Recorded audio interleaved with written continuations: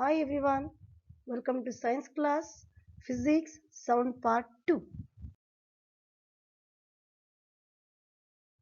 Let us have some recap of previous video that you have learned what is sound. That is, sound is a form of energy which gives sensation of hearing, and vibration is the main cause for sound energy.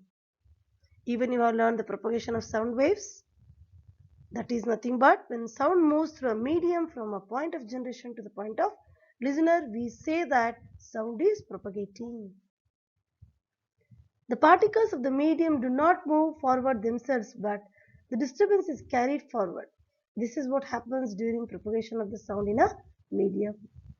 Dear children, observe the diagram given below where you can understand the meaning of compression and rarefaction which you have learned in last class.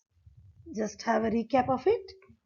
When vibrating object moves forward, it pushes and compresses the air in front of it, creating a region of high pressure, and this region is called compression. When the vibrating object moves backward, it creates a region of low pressure called rarefaction. This is what compression and rarefaction you can observe clearly in the video, where compression is mentioned as C and rarefaction is mentioned as R.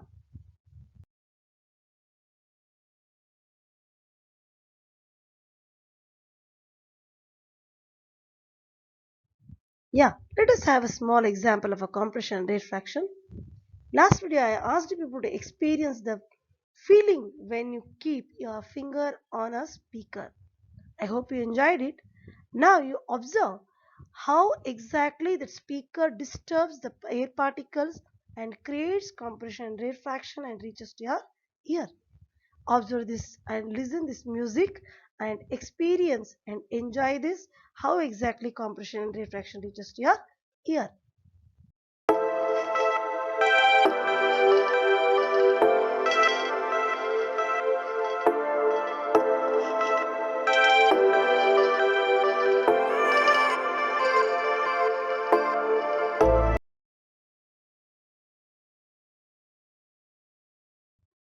Let us understand a new topic, that is sound needs a medium to travel. All of you know sound is a mechanical wave and need of a material medium like air, water, steel, etc. for its propagation. It cannot travel through a vacuum. All of you know the meaning of vacuum. That is, vacuum is a medium where there is no presence of particle.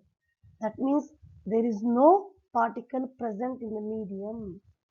To understand that whether sound travels in a vacuum or no, we need to demonstrate a simple activity.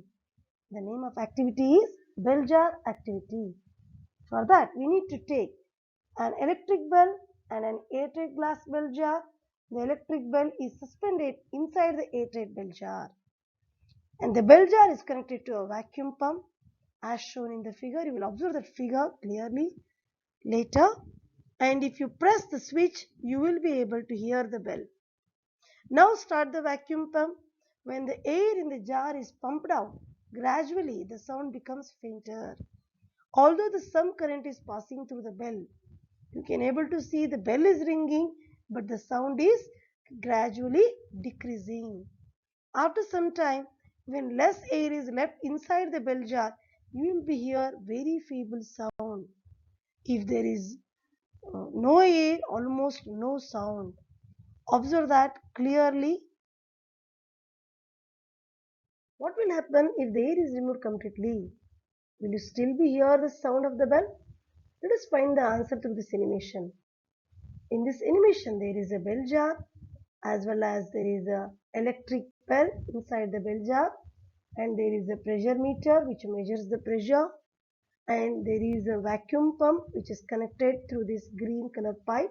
You will find now, and when uh, vacuum pump is on, you will observe how the pressure gradually reduced, and when it becomes zero, you will not be able to listen any sound because there is no air in the bell jar. Observe clearly and understand the concept.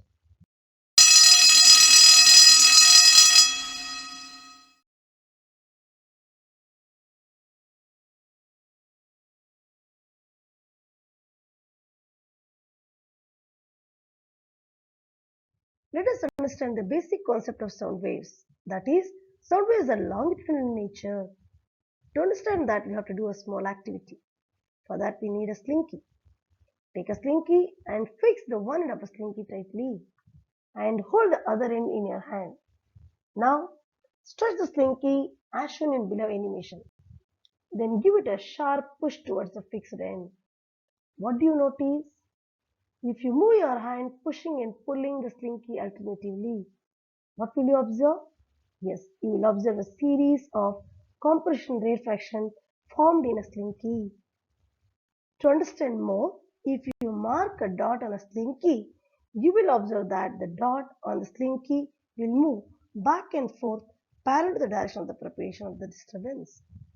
Observe clearly the animation and understand the formation of compression and refraction on the slinky, which gives an idea about sound waves are longitudinal in nature.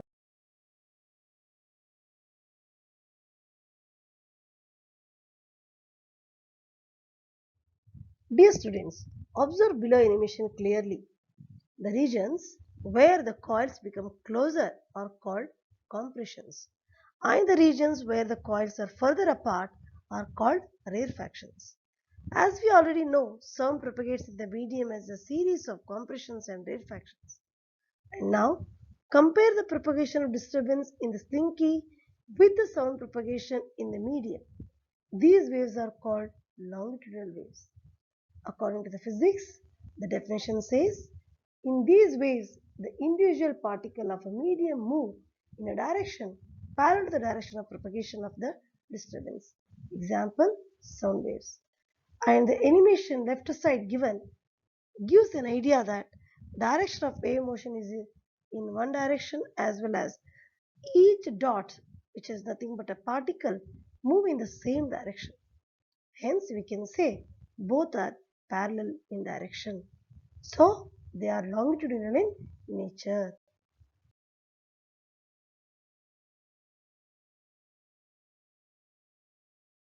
Let us move to the next topic, that is transverse wave. It is another type of a wave called transverse wave, and in transverse wave, particles do not oscillate along the line of a wave propagation, but oscillate up and down about their mean position as the wave travels. Observe the below animation given by dotted line, where you will understand each dot represents a particle and moves perpendicular to the direction of wave propagation, which is shown by a arrow mark.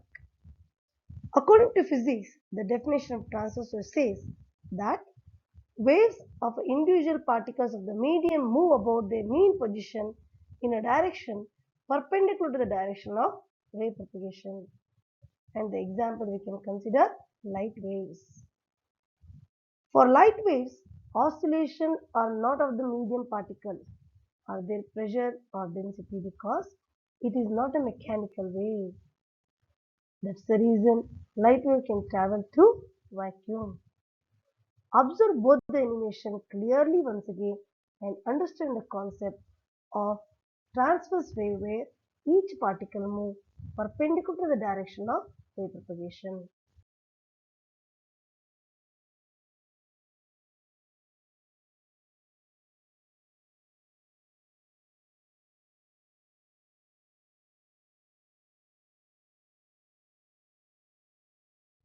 Now let us understand, differentiate between longitudinal and transverse wave. The definition of both longitudinal and transverse wave itself is the main difference. Where in longitudinal waves, the particle moves parallel to the direction of wave propagation, whereas in transverse wave, the particles moves perpendicular to the wave direction of wave propagation.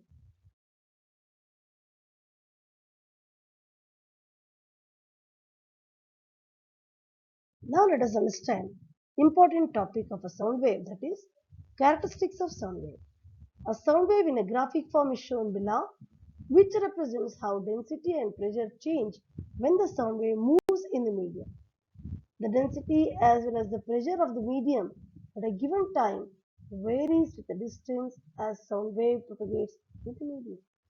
Observe the below diagram clearly, children. Density variation is given, pressure variation is given, and that together shown the wave formation, where you will observe clearly on x-axis distance is drawn, whereas on y-axis density or pressure is drawn. And even you can observe all the three diagrams which is representing the formation of wave and compare how a more denser forms a compression and less denser forms a rarefaction. Let us understand this compression and rarefactions deeply. Compression is the region where particles are crowded together and it is represented by the upper portion of the curve. Thus, compressions are regions where the density as well as pressure is high and is represented by a peak in a wave called as a crest. Observe that peak mentioned as a crest in the left diagram where it is shown both the compressions as a crest. Rarefactions where low pressure is created and a lower portion of the curve is shown with the valley, and that valley is represented with the trough. Remember children, here crest and trough are representing compression and rarefaction.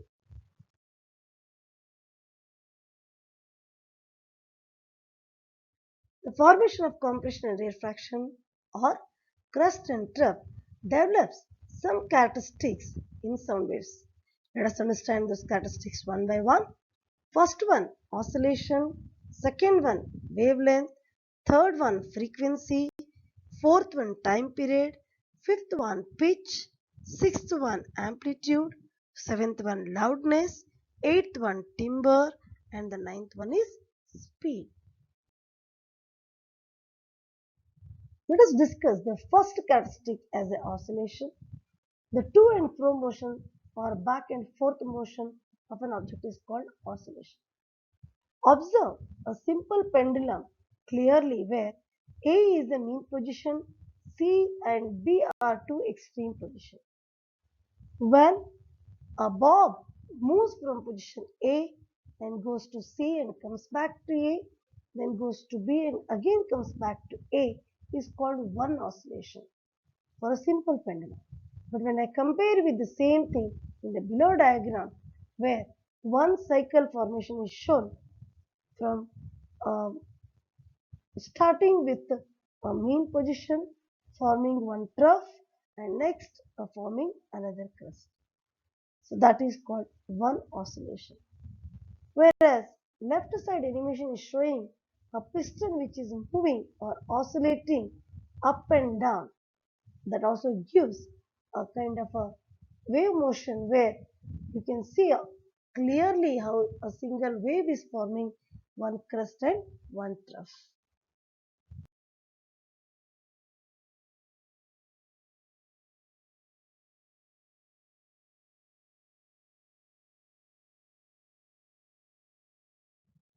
The second characteristic is wavelength. The distance between the two consecutive compressions or two consecutive rarefactions is called wavelength. It is represented by a Greek letter lambda. Its SI unit is meter. In the below animation, you are going to see a formation of a short wavelength as well as a long wavelength. Short wavelength has a small distance between each consecutive crest or a trough, whereas long wavelength has a long distance between each crest or trough. And with the pressure variations or density variation, beautifully the wavelength motion also you can observe.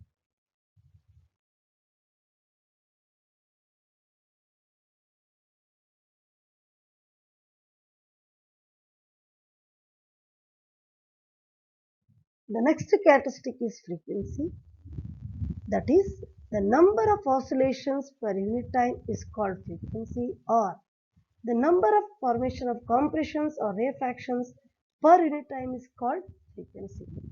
It is represented by a Greek letter mu and the SI unit is hertz. Here we need to observe in the below animation how wave formation is taking place 1 hertz, 2 hertz, 3 hertz. That means in 1 second how many waves formation is gradually taking place.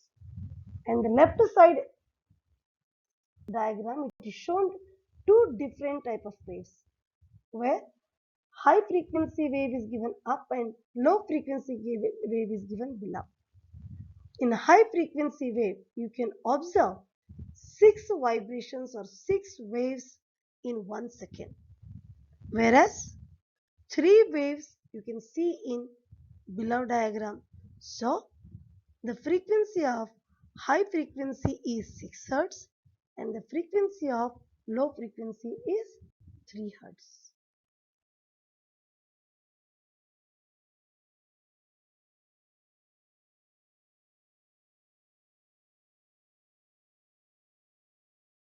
Moving to the another important characteristic, that is time period. The time taken by two consecutive compressions or rarefactions is called the time period of the wave. Observe left side diagram where period is written where one wave or one compression, one rarefaction or one crest, one trough forms one oscillation, and time taken to complete one oscillation is known as time period. That is given in another words, time taken for complete one oscillation in the density of the medium is called time period of the wave. It is represented by the symbol T and the SI unit is second. Observe the second animation where time period is gradually increasing from 1 second to 5 seconds.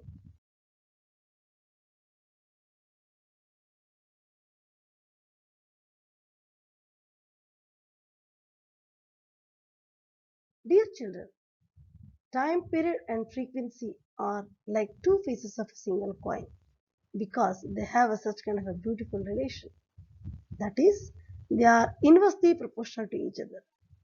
Observe the formula, that is frequency is equal to 1 by time period or nu is equal to 1 by t. For time period, the formula is time period is equal to 1 by frequency or t is equal to 1 by v. Yes, till now you have learned 4 characteristics of a sound wave.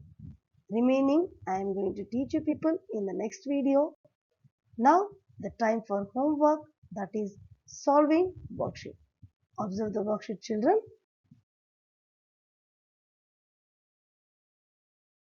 Worksheet 2. Suppose you and your friend are on the moon. Will you be able to hear any sound produced by your friend? Justify your answer. Second one, differentiate between longitudinal and transverse wave. Third one, define wavelength, show diagrammatically. You need to draw a graph and draw a wave formation and show the wavelength. Fourth one, what do you mean by frequency? Draw a wave of frequency 3 Hz. Here on the graph, you need to draw a 3-wave formation. No need to take a graph paper, just to do it on a plain paper. Fifth one, what do you mean by time period? Write its SI unit. Bye children, take care. Remaining characteristics we will see in the next video.